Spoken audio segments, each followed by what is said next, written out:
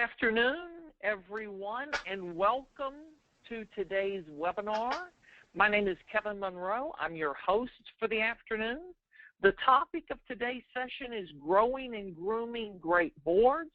We're looking at, this is the first in a series of exemplary practices of exceptional organizations. And I'm going to do a brief introduction to the tool that we are using, GoToWebinar, in case you are not familiar with the tool. GoToWebinar, this is what you should be seeing, something like this on your computer, where to the right side of the screen you have the control panel. And then on the left side of the screen you'll see the main presentation for today's webinar. You, as participants, you are all muted at this point. Only the panelists have access to speak, and that's just to eliminate background noise. You have the opportunity to join either via the microphone and speakers of your computer. If your computer is so equipped, you can do that by selecting the mic and speakers, or you can select the telephone, and the telephone number will provide the dial-in number and access code, and be sure to enter the audio pin in the event that you want to make a comment or ask a question later in the webinar. Today's presentation is being recorded, will be available hopefully within 72 hours for those of you that may want to revisit it again or share it with someone. Then there's the question section. You should see the hand icon. You can push the button to raise your hand. That will let us know that you're looking to ask a question. Hopefully we'll be able to unmute you so that you can join in, pending that you've entered your audio pin, and then allow you to ask your question. Or you can type your question into the question box, or you can chat with us using the chat function. And those are being monitored, so questions will be taken either via your participation, raising your hand, asking it, or typing it in. And then you see you can enter a question just for the staff, or you can enter a question that everyone on the webinar will see. Now I want to turn it over to the CEO of the Greenleaf Center for Servant Leadership, Joe Iarocci.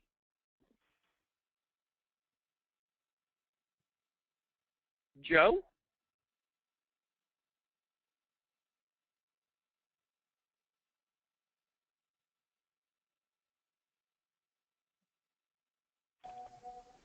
Joe? Well, Joe was with us just a moment ago. We had a conversation leading up to this. We'll give Joe a moment to see if he's there. Kevin, can you hear me? Yes. Yes. Welcome. Welcome. I won't say welcome in all these languages. I'll just say welcome. This is Joe Iarocci, the CEO of the Robert K. Greenleaf Center for Servant Leadership. It's a great honor to present this webinar in connection with our 2013 Indiana Achievement Awards. The Indiana Achievement Awards is a program that recognizes leading nonprofits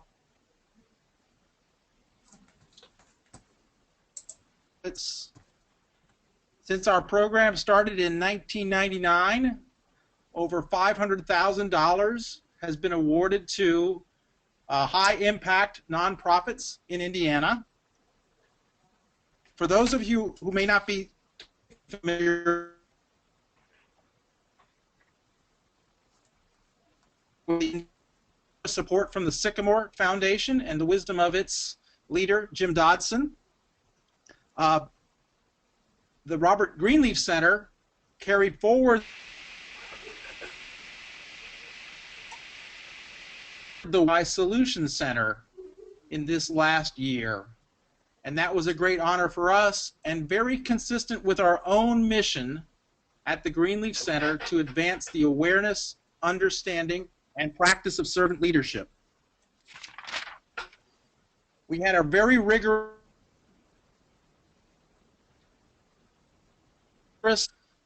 leaders in philanthropy in Indiana, and we have had very, very generous support.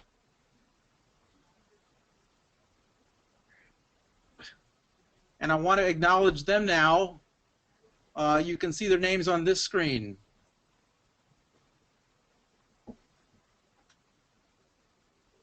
Joe, it looks like there are a lot of sponsors and supporters of the Indiana Achievement Awards. Say that again, Kevin? Looks like a rich group of supporters there for the Indiana Achievement Awards. Large group. This year we had 4 outstanding Indiana judged.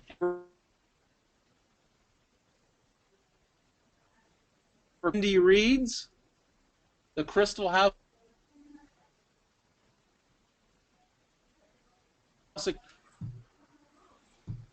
With that brief introduction,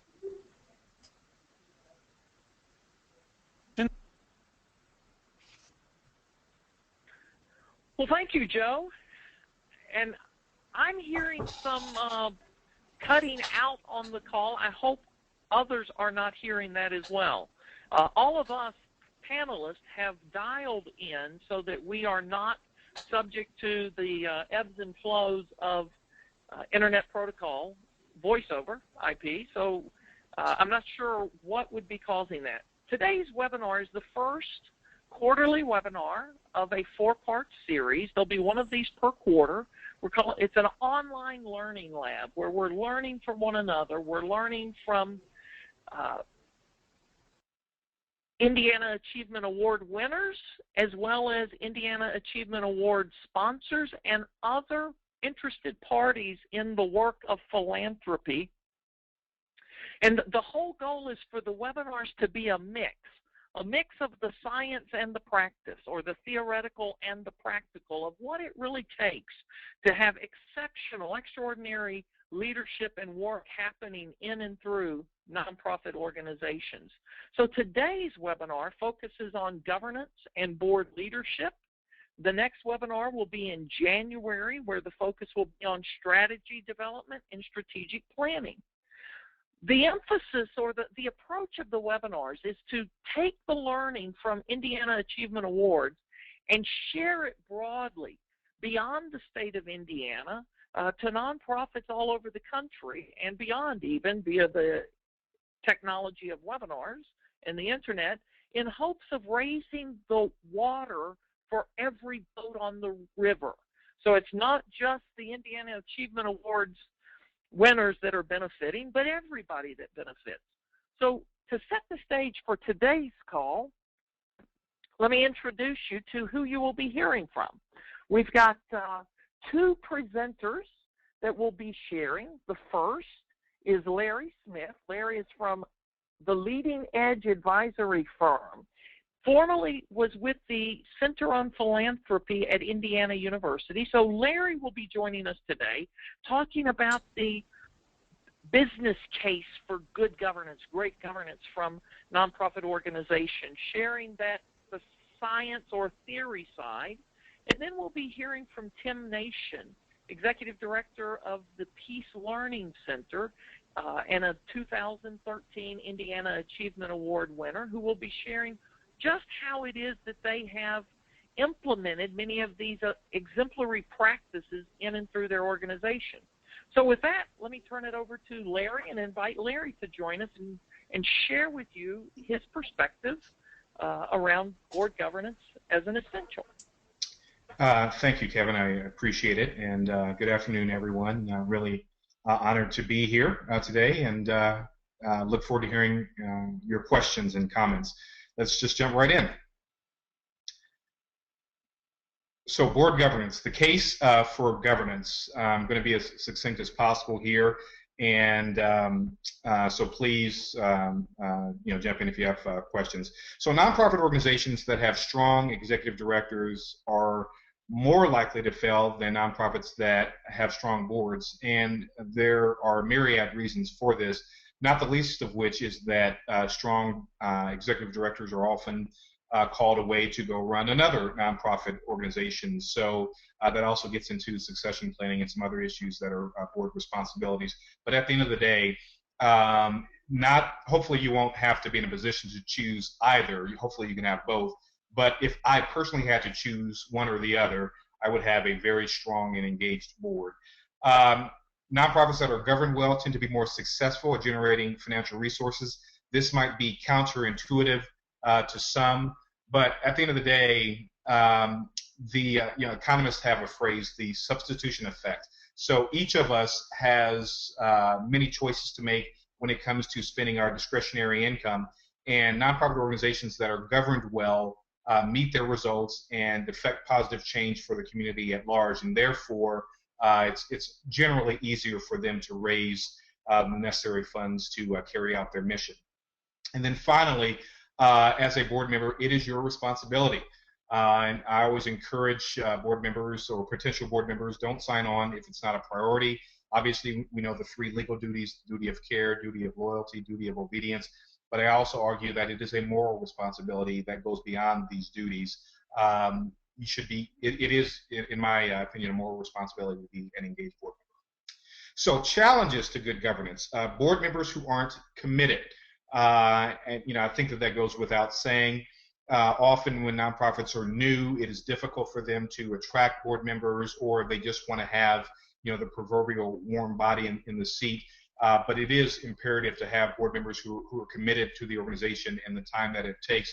That involves also giving them enough information to understand what is expected of them. Board members who are committed but not trained. So yes, passion is important. A love for the cause and the organization and the people it serves is important. But it is also very, very critical to get the proper training and orientation to be an effective board member, so you can govern the board well, or the organization well.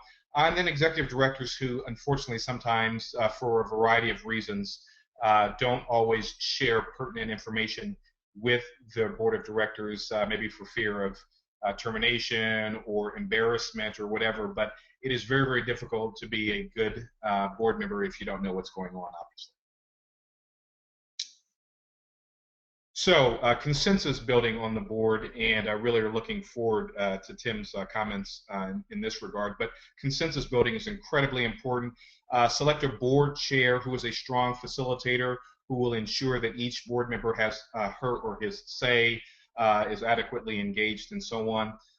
Conducting at least semi-annual, some boards do annual, some do evaluations as much as quarterly, but at least semi-annually, to ensure that all board members are engaged, because engagement leads to better decision-making, generally speaking.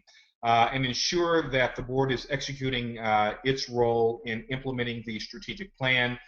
This gets beyond program involvement. The board is really there to ensure that the organization is moving along the continuum of executing its plan. Hey, Larry, let me interrupt you. This is Kevin. Would like to ask a question. I see here, selecting a board chair who's a strong facilitator. Do you advise organizations of having job descriptions for all board members and officers that would spell that out? Good question, Kevin. So at a minimum, certainly for all officers and certainly for all committees, there may, if you have a larger board, if you have a 25 or 30 person board, you may not have job descriptions for every individual member, but certainly for the major responsibilities, certainly for the officers, and certainly for the committee chairs, I strongly do advise having job descriptions. Okay, and so the board chair is not just a popularity contest of the board members then? Well, it shouldn't be. It often is, but optimally, no. Right. Thank you. Sure. So locating good board members, current good or effective board members, obviously birds of a feather flock together. So look to you can think of it as concentric circles, people who who are effective, who have been effective. The old cliche about people who are the busiest, you tend to give them more work. Obviously, each of us has a limited capacity ultimately, but people who have proven themselves to be effective tend to hang out with other folks who are effective board members. Get on board, which I think concluded a couple of weeks ago obviously an annual event. These types of events go on around the country. Indianapolis has been very blessed to have had this event for the last several years.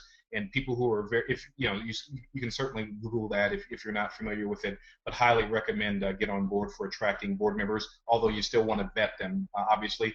And then LinkedIn and your other social networks. LinkedIn has very intentionally decided that it wants to be a professional social network as opposed to just kind of having fun like Facebook or whatever. So those are some areas to locate good board members.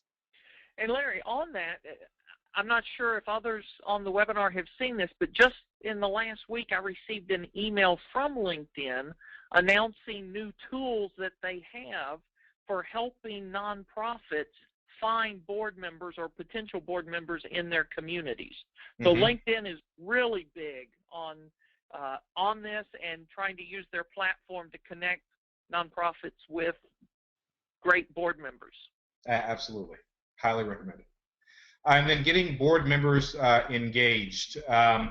Thorough screening, vetting process, so setting clear expectations. I liken it to dating. You want to get to know the person. You want that person to get to know you.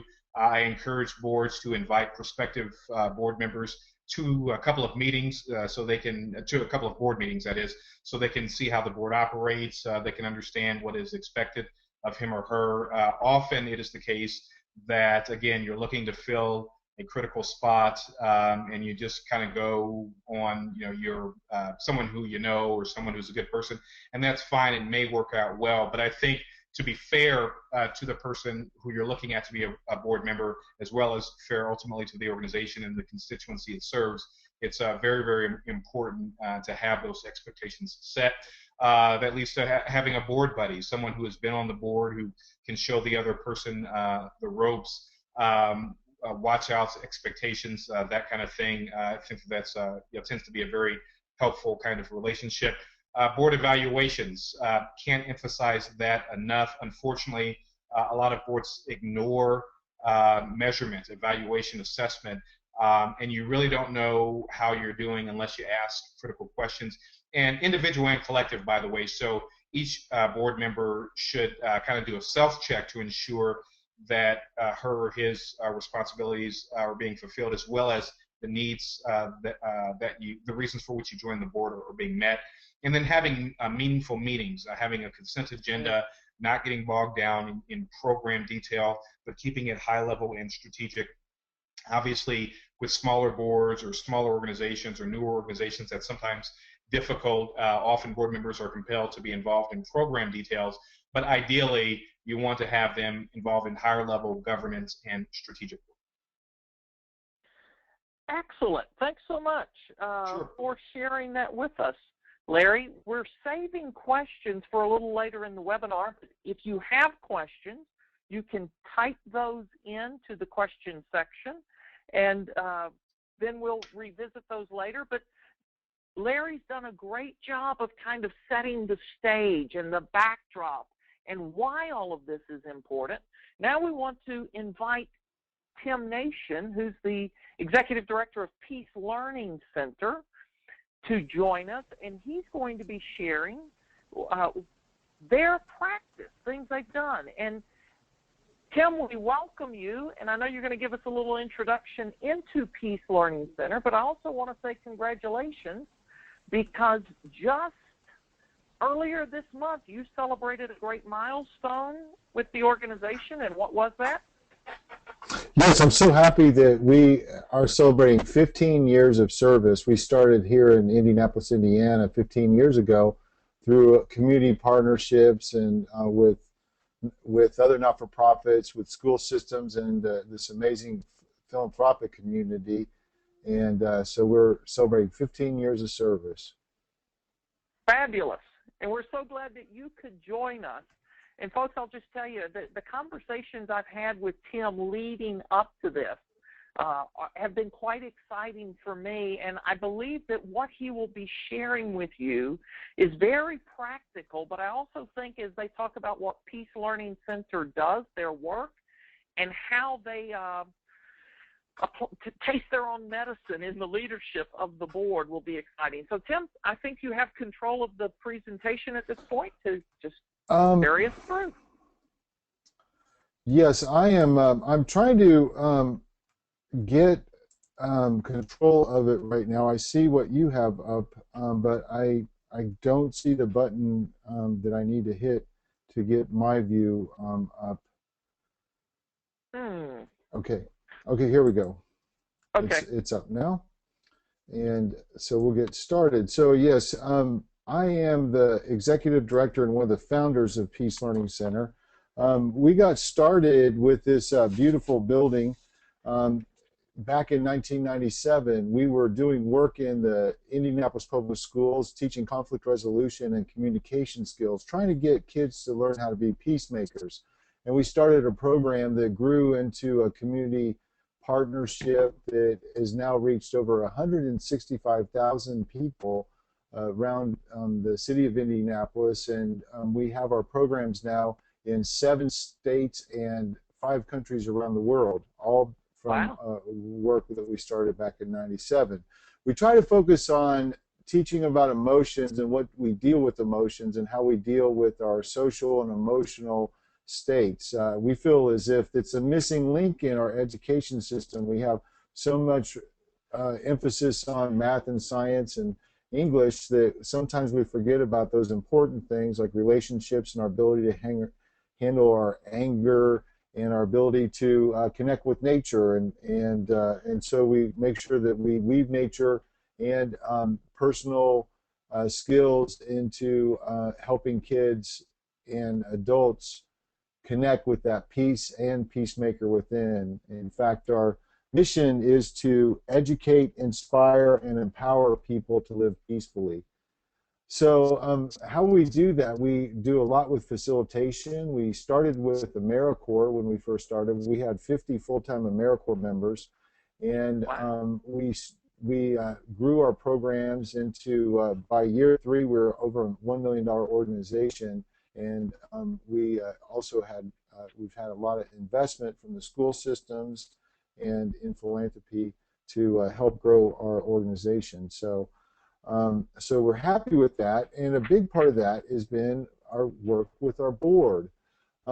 As I described a bit from our history, being around 15 years, you can imagine that when we got started, a lot of it was a staff-driven organization. When we had some passionate people. Charlie Wiles was one of the co-founders with me, and then getting AmeriCorps members on board. They're enthusiastic people doing service for a year, mainly young Americans right out of college or in the beginning parts of their careers, but we also had retired people and other people helping us.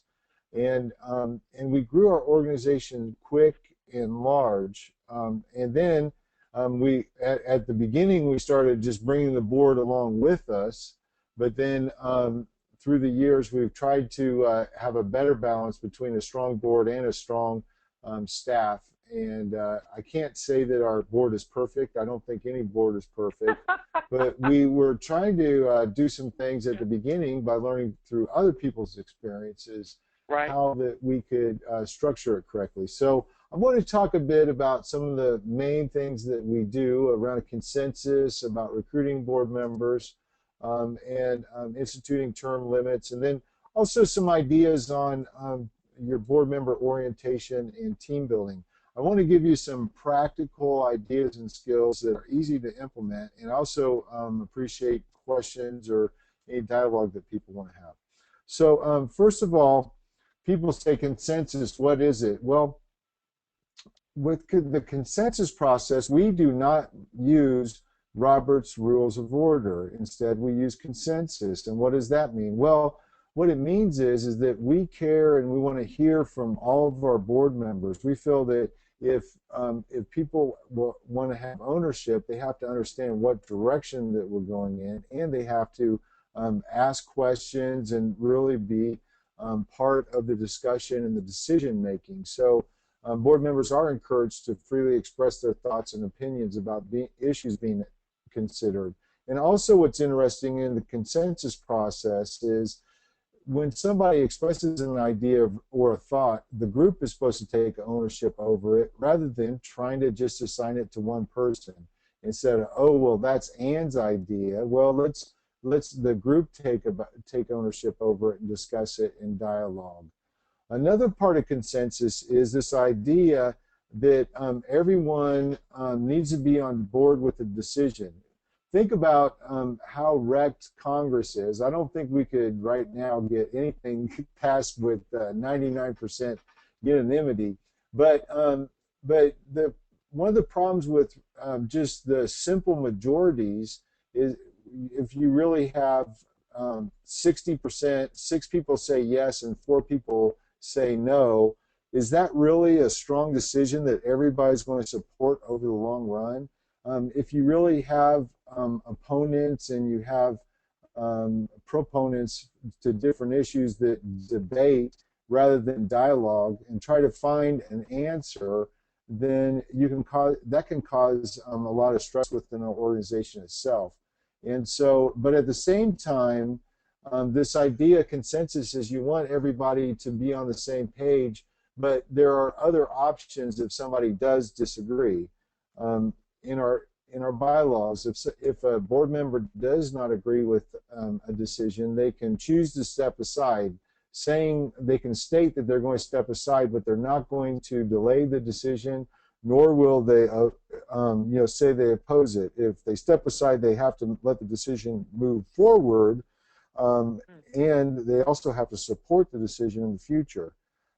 Also, they can express their objections and ask that that be recorded in the minutes if that's a stronger case. And then the most serious stance is when an individual is unwilling for the meeting to proceed.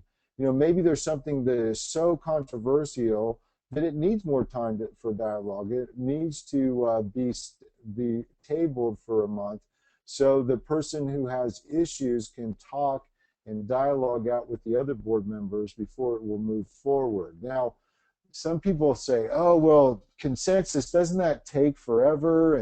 And doesn't everybody talk like way much more than they need to? And I sit on different boards, and I'm also part of Robert's Rule of Order, and I've been in those kind of situations too, of course.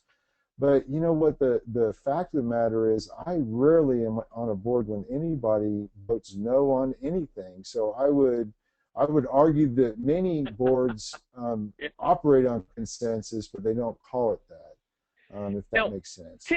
Tim, let me ask, as I understand, you all, Peace Learning Center, has operated with consensus from the beginning of the board? Is that... Yes, from the beginning. And one of the things that we realized at the beginning, too, was if we're going to live our values and we're going to put our values into action, the consensus was a great way to do that. And it was interesting, the attorney who helped look over our bylaws, she had to do a lot of research because there wasn't very much precedent into having articles of incorporation and bylaws with the consensus process in it. We borrowed, and actually one of our board members is a Quaker minister, and the Quakers use consensus on a regular basis. And there are plenty of Quaker attorneys who were able to help us out with it. So in the 15 years that you've celebrated, can you think back times that there's been someone choosing to step aside, or these 3 things that you're talking about here, just from your experience? Yes. Yeah. Yes. Tell us a little about that. I guess the most controversial was at one point in time, though we didn't have any gay or lesbian staff members, we did have to make a decision about whether to extend benefits in our employee handbook. And I do remember one of the board members for religious regions couldn't support it and did ask that we would hold the meeting and hold the decision for a month. And after more discussions, that she decided to step aside at the next meeting and let the decision move forward. And so that, but at the same time, there are very few controversial decisions board members have to make, except when it comes to those financial matters where things get really tough about, decisions on what to make as far as like if cuts have to happen. We had some financial difficulties back in 2009 when the economy went south and we had to decide on employee salaries and that sort of thing. But through the consensus process, we tried to first start with employees to get the ideas of the employees first before we took those proposals to the board, so everybody could be on the same page rather than the board trying to make arbitrary decisions that weren't well informed and didn't. And so consensus helped us to get people's opinions and people's tests on what they were able to do rather than trying to rush to a decision. Well, I appreciate you sharing that because that's just really interesting. The example you use could be something that would be very divisive among boards, but the consensus process allowed Peace Learning Center board to deal with this in a very healthy and wholesome way, it sounds like. Well, yeah, more through dialogue than debate. And in dialogue, you try to find that third way. So another big part of what we do is that we try to work on board member expectations. We have a brief application that board members who are potential applicants fill out, and included with the application is a list of expectations. We've been through the School on Philanthropy, and many consultants tell you, why do you have a board? You need a board mostly for fundraising and to get the word out for public relations. We have a finance person we pay a lot of money to, and we have a lot of money that we invest in programs. And so we don't need as much guidance and programs as we do people helping with our fundraising and people helping to get the program out there, and also looking for potential partners for us for fee-for-service work and that sort of thing. So we try to get those expectations out early, and so board members know what they're getting into. We also ask for, just like Larry advised, ask for potential applicants to first meet with the board director, or, the president, and also to come to a board meeting first to be interviewed by the board and to see how the board operates before they make a final decision on whether they join the board or not. And so we do keep them in an applicant status until it's finalized, and we don't guarantee anybody that they will get on the board. And then also, when you really look at what you want in board members and what you expect, I advise to try to get to distill down what are your 3 core principles, or what are those qualities that you want in board members, and I advise people to do that. And for me, I want to see passion. I want to see passion for the mission and passion for the work. Also, integrity is a huge part of what we all need. We can't be on a team unless we have good integrity. And if you say you're going to be somewhere, you follow through. And integrity is key. And also your sense of teamwork and cooperation, and you wanting to be part of a group, because there are brilliant people who can work well by themselves, but unless they're willing to really work on a team and have that give and take, it's not as easy to work with them as board members. So we have a board application process, but before we go out and recruit board members, we try to go through, first of all, what are the core skills and abilities that we already have, and then what are the ones that we need. And this next slide shows you what the board itself has identified as key factors and key skills that we need for a board, especially around fundraising, grants, and then strategizing, marketing. We try to look for these and see where our gaps are going to be. So this is a year-to-year analysis that we were using to see, and one board member may have more than one skill. So that's not, we don't have that many board members, but we ask board members to self-report on these things, and by self-reporting, then we record them, and then we try to see out in the future where our gaps are going to be, and try to then look for people who fill the bill that way by our recruiting.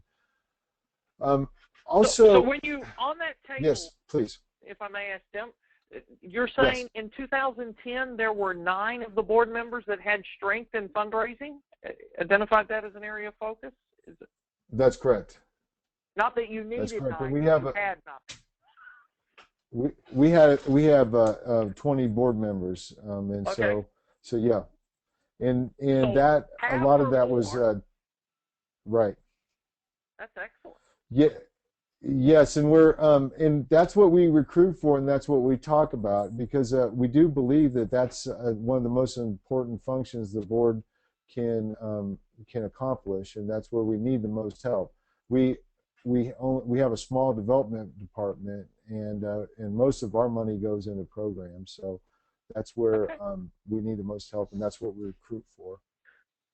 Excellent. Okay.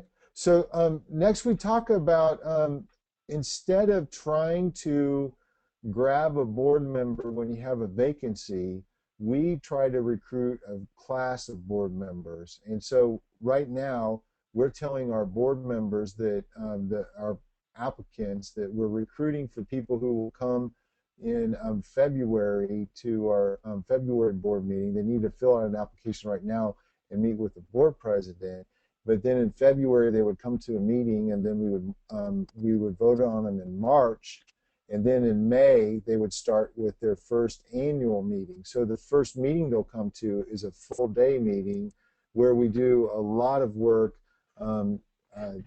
catching the board up on our programs, we do strategic planning, and we also do a lot of team building on our annual meetings. And we found it's a great way also to honor the board members who are going off the board that year. So the new board members get to know them, and and spend the morning together, and then we eat lunch, and then in the afternoon the retiring board members are leave, and then the new board members and the existing board members help plan and go over the calendars and how the committees are going to work and that sort of thing on those annual meeting days.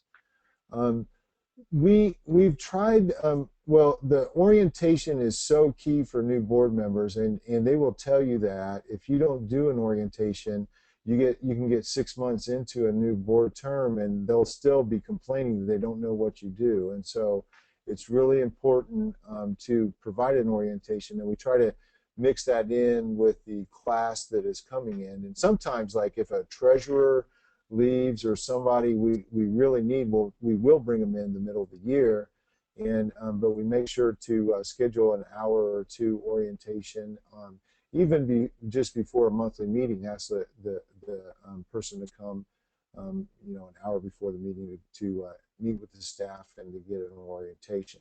Now we also have found that it is so important to meet at least monthly. We've tried different things through the years. We had a board chair that wanted to try every other month, and we found that that was just not enough, because if somebody misses one meeting, and that means you're not going to see them for a whole quarter. And board work needs to move forward, and you need to have committees that meet between the board meetings and not the same, at the board meetings while you're doing your board meeting. And so it's important to have committee work that's substantive and meaningful. And sometimes we don't even have committees, we have task forces. Give them a job to do, like put an event on, or work on the strategic plan, so it will come together, it will do its task, and then it will morph into something else based on the work that needs to be done. But we do have 2 standing committees, a fundraising committee and a public relations committee, and but then also our executive does finance and that sort of thing too. Also, we have term limits. Go ahead, please. If I may ask, so on your committee members, just making sure for those listening in, you have people other than board members serving on committees, is that correct? Yes, occasionally we do, especially with task forces or with like public relations and fundraising. We have volunteers. We have a good volunteer program that occasionally people want to help with certain tasks, and so we'll bring them in on those board committees based on their skills and their desires. and that's also a good way to see if they could be a potential board member in the future too. That's what I was hoping you would say. You know, that it's a great grooming opportunity to learn about people's passions, their commitment, their follow-through, all those characteristics of great board members. You can see that before they ever join the board. Right. Yeah, and the other part that we do, and somebody suggested this to us early on, is to have term limits. And yeah. The reason for this is really, if you're a fundraising board,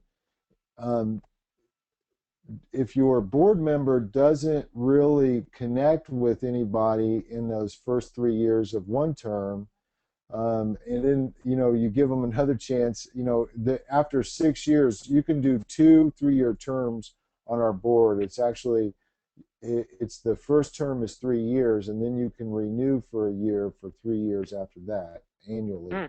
And so 6 years is the limit.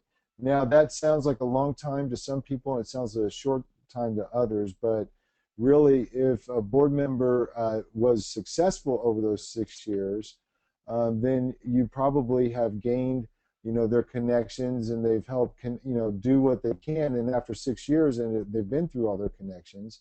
But if they haven't done much, it's a good, way to say, well, it's been a good, good 6 years, and it's time to go do something else.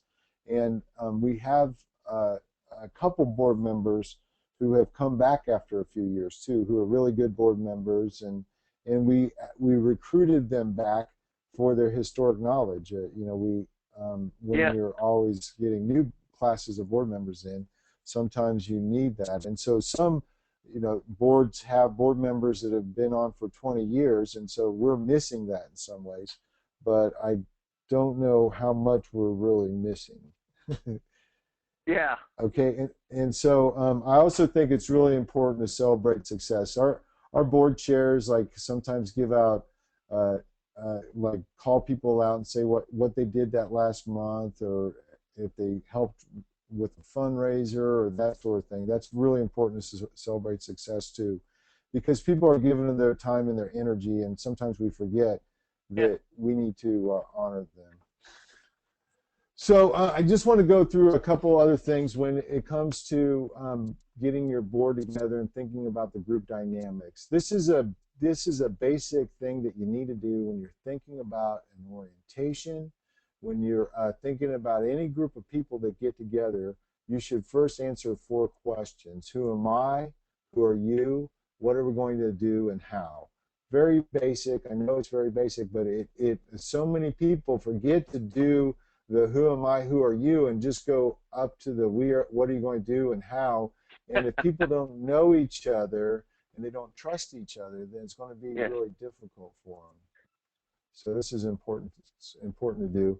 And then also, this is group dynamics as far as any new group of people to get together, or an existing group of people. If you have new people come into the group goes through this process, and it happens quicker when you have a team of employees, because you're working with each other all the time. You have to work these issues out. But with boards, sometimes it goes slow motion over month after month, and you have to recognize where you're at on this continuum to be able to either know you're functioning in a good place, or you have to get through. First of all, on the left, when the group first starts, the 0 represents a line that goes through is neutral, and below that means that you're not being productive. It's negative productivity, and above is positive productivity. When a group first gets together, there's this optimism, and there's this sense of purpose, and there's this good future sense. And so in the forming stage, at the beginning, things go well, but unfortunately groups of people go through a storming phase after really being there for a little while and starting questioning the mission, questioning the leadership, questioning why they're even giving their time and effort to this, and maybe having conflicts with other people on the board or disagreements. that's the storming phase, and that's what has to be recognized, or else if it's not, you're not going to get out of it. So that's where when we do retreats, we bring in, we do strategic planning, we do other kinds of things to help get the group together to understand. And that's also goes back to this who am I, who are you type of thing. Mm-hmm. So we really get to know each other and how to work with each other.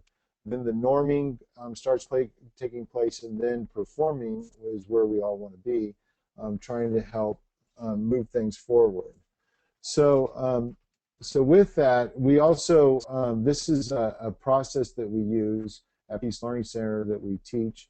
I'm not going to go through the whole thing, but it's around really learning how to ask the right questions, because a lot of times when we have conflicts and different disagreements with our coworkers or with the board of directors, we can have issues that we need to deal with. Are you still there? Yes, yes. And so we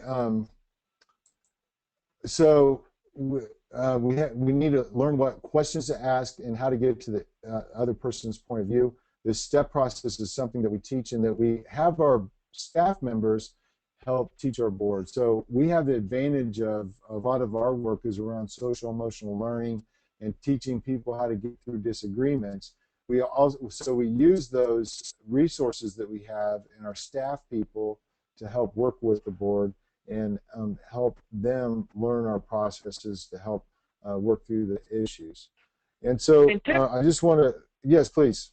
I was just going to say, I remember from our earlier conversations that your staff has also worked with other boards of organizations around, right?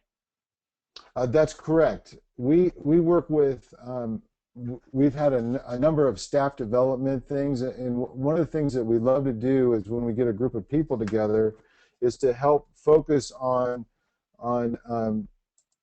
how the board members are able to work with each other and what their personality styles are, because a lot of times they don't really know each other, and once they find out how each other reacts to stress and how to what their different personality types are, they learn what their triggers are and how to work through those problems together. So we have done a number of team development things and strategic planning with boards of directors too. Okay. And so I guess I want to finish with advice from a 92-year-old that we all need these simple rules to be happy, that we have to free our heart from hatred, free our mind from worries, live simply, give more, and expect less. And when we expect less, we'll get more, I can guarantee it. So, yeah, I'd love to answer any questions anybody has, and I know Larry's on the line too still, so that's the end of my presentation. Well, thank you, Tim. Excellent presentation. And I know Larry had to drop off early. I'm not sure. Are you still there, Larry?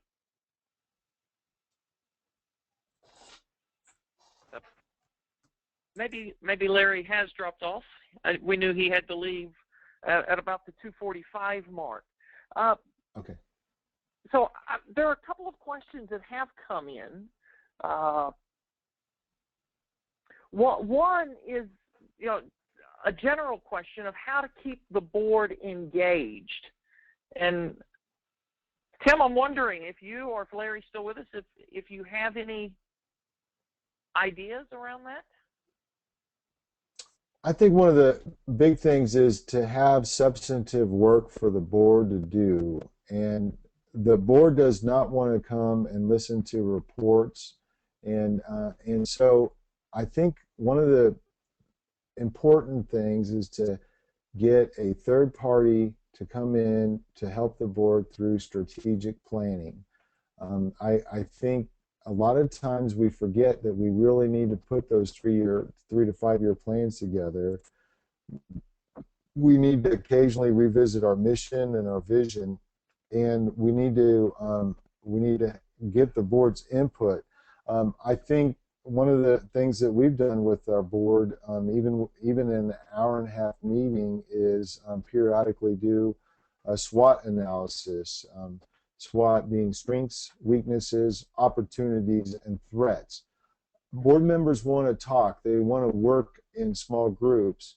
Sometimes we, when we do a SWOT analysis or we do a facilitated dialogue, we'll start as a large group, and then we'll break up into 3 or 4 small groups with some big questions to answers or other types of facilitated dialogue, and then have the board members come and report back.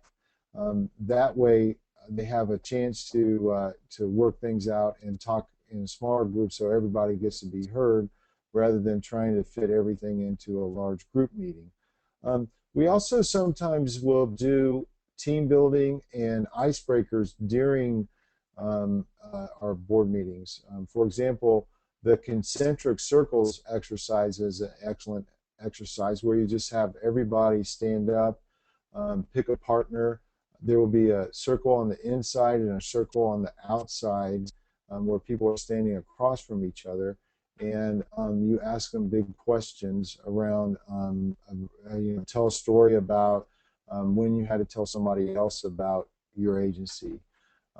Tell a story about when you saw a need for the mission of the agency, or tell a story about a time that the agency changed someone's life. And giving people a chance to tell their personal stories and why they're connected to the mission will help them become more passionate about what they do and remember why they're there.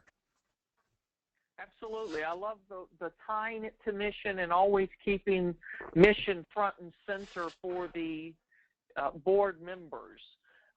Another area that I remember you mentioning in the presentation that was powerful is talking about trust and how the consensus process builds trust. And I think of a story a friend of mine that leads a nonprofit organization said after the end of their first strategic planning session that their agency had ever done. The facilitator said, "Your group made the greatest progress in the strategy development of any group I've ever facilitated in such a short amount of time." To which the ED said, "Well, why do you think that is?" And his answer was, "Well, there was such a high degree of trust. You know, no one was suspicious of the ulterior motives of someone else around the table." So can you talk about how you've seen trust benefit the work Peace Learning Center has done and the relationships at the board? Yeah, that's a good question, because I have this theory that people must first find their own personal power and where they fit in, and before they can really find their ethics and their integrity. And it's a matter of feeling comfortable in your own skin and knowing your role and why you're there to begin with. And so it's, in a lot of ways, it's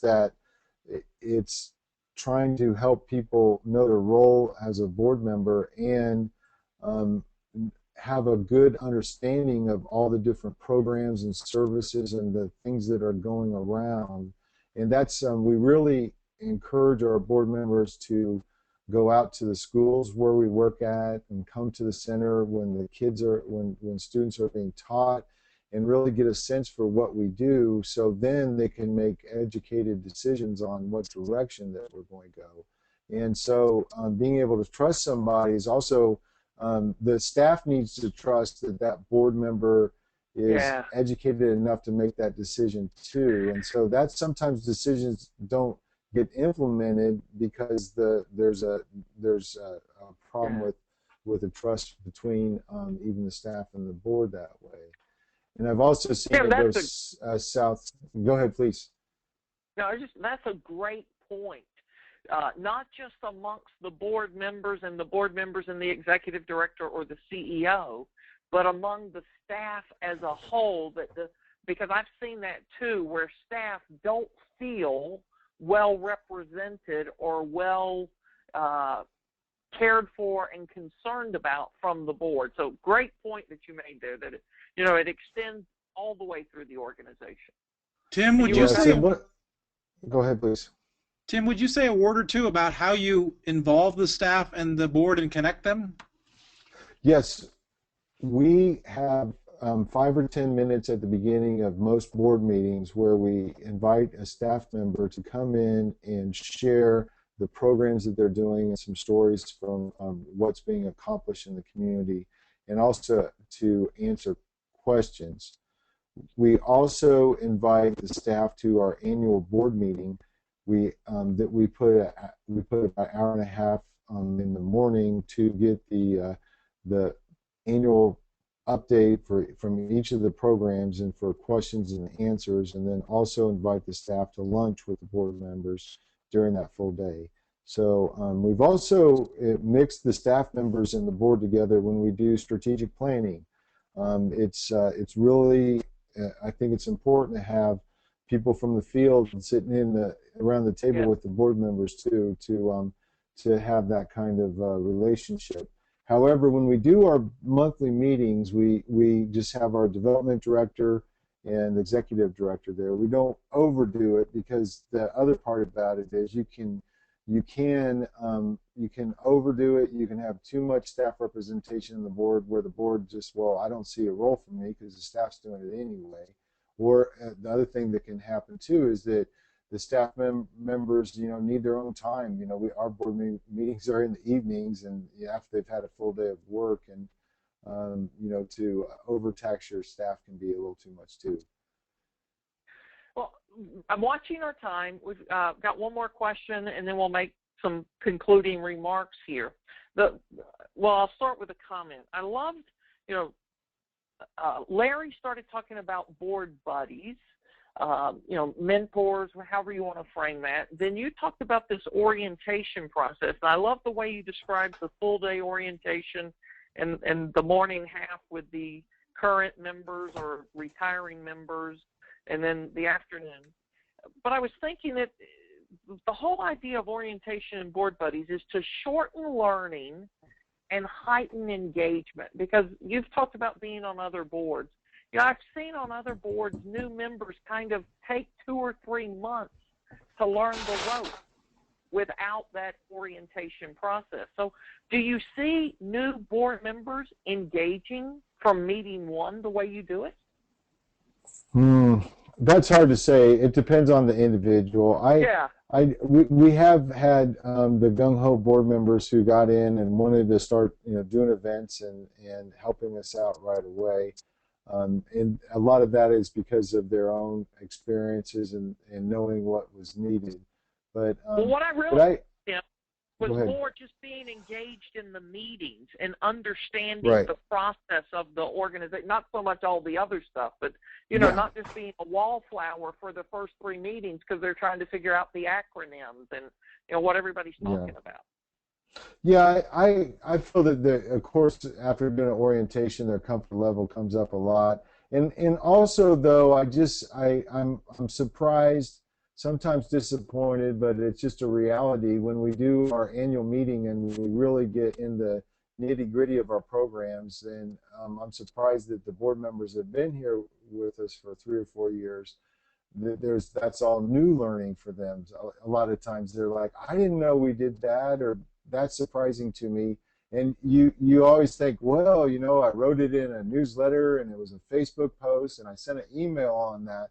But people learn different ways, and you never can assume that your board members know everything. And in fact, when you produce a video and you produce good stuff, go ahead and use some board meeting time to show it. Don't assume that they opened that email or watched it on their own time, because you always need to be playing to them and informing them and bringing them up to speed.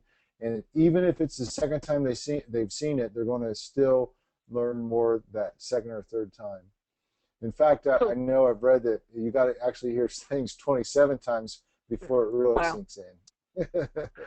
Wow. So with that, coming to the end, I want to pick up on one thing you just said there, Tim, and that is to recognize that board members are and are to be treated as your best supporters, like you would your biggest funders.